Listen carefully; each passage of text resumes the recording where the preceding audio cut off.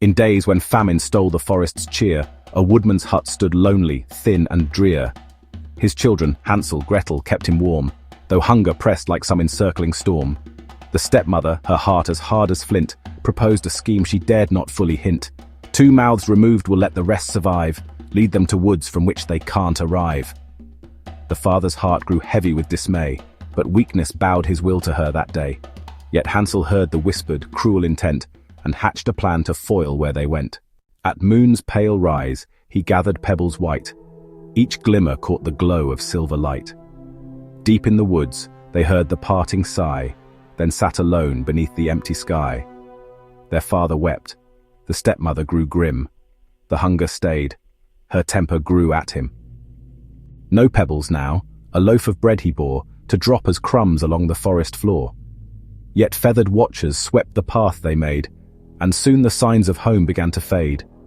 3 nights they roamed where twisted shadows crept, and in their arms their aching hunger slept. Until they saw, through leaves and branches green, a cottage bright, like nothing they had seen.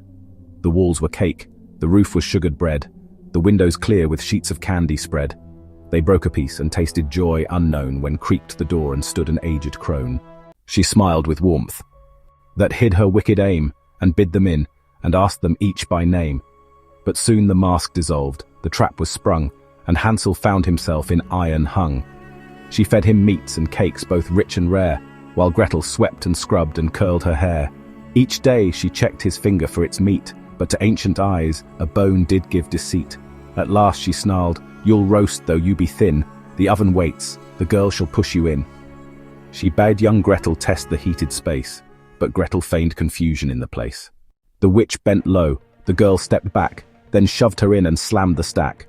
The fire roared, her cries were lost to flame, and Gretel's heart beat free of fear and shame. She loosed the cage and Hansel stumbled free to find the witch's gold and jewelry.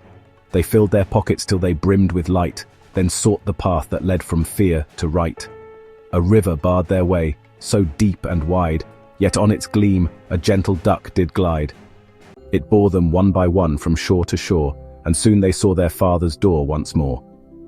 The stepmother was gone. By fate or choice, the father wept to hear his children's voice. And from that hour, with wealth and hearth secured, they knew a peace that hunger's claws endured. No threat remained to drive them from their bread, no forest trap to fill their hearts with dread. Now wealth and peace and kinship interlace, a triad sealed in self-sustaining grace.